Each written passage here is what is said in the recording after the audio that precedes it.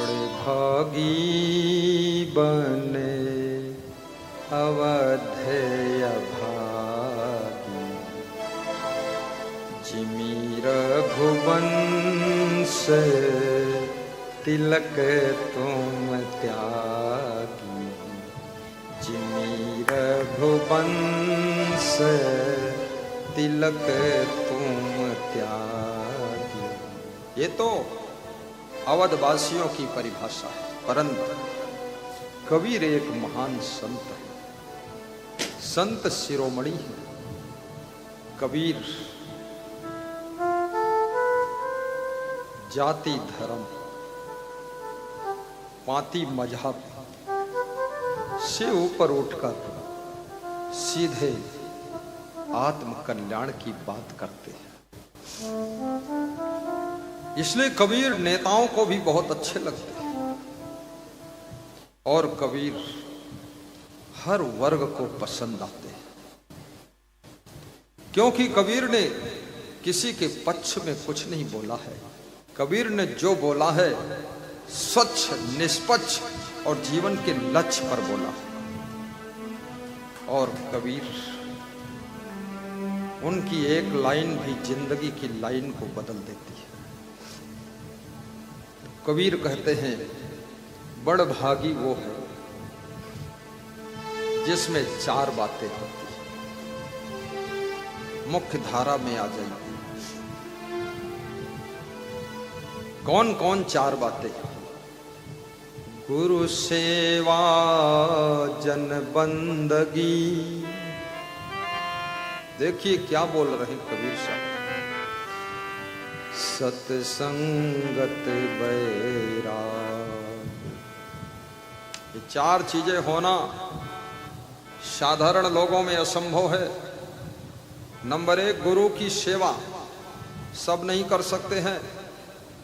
कितने लोग आतंकवादियों की सेवा कर रहे हैं, नक्सलाइटों की सेवा कर रहे हैं, दुराचारियों की सेवा कर रहे हैं, भ्रष्टों की सेवा कर रहे हैं, लेकिन कोई विरले है सौभाग्यशाली जिसका मन गुरु की सेवा में डूब गया।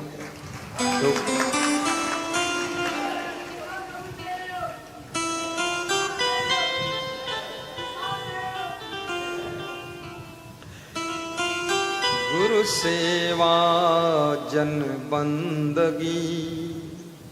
जन बंदगी, जन जन को प्रणाम, जन जन का कल्याण, जन जन के लिए शुभकामना और जन जन के लिए हित चिंतन की भावना जिसके मन में,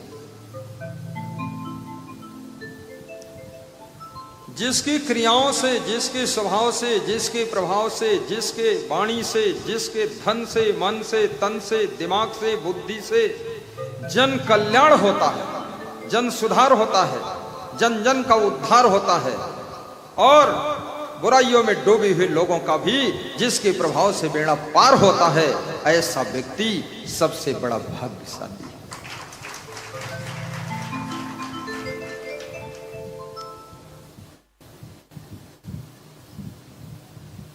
तीसरी चीज, सत्संगत बैराग। और जिसका मन सत्संग में लगता है, जिसको सत्संग में रुचि है, जिसको सत्संग में इंटरेस्ट है, जिसको सत्संग में भाव है, लगाव है, जिसको सत्संग अच्छा लगता है, जो सत्संग सुनते सुनते अघाता नहीं है, तृप्त होता नहीं है, सत्संग सुनते सुनते सो जाता है, सत्संग सुनते सुनते बैठे बैठे खाली समय में ज्ञान का रसपान करता है,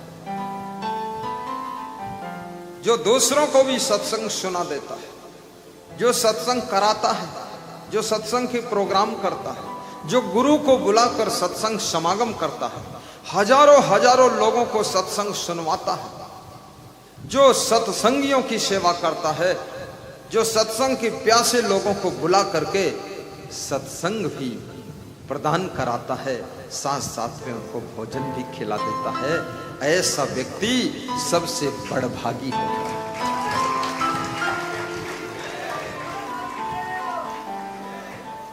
बड़भागी।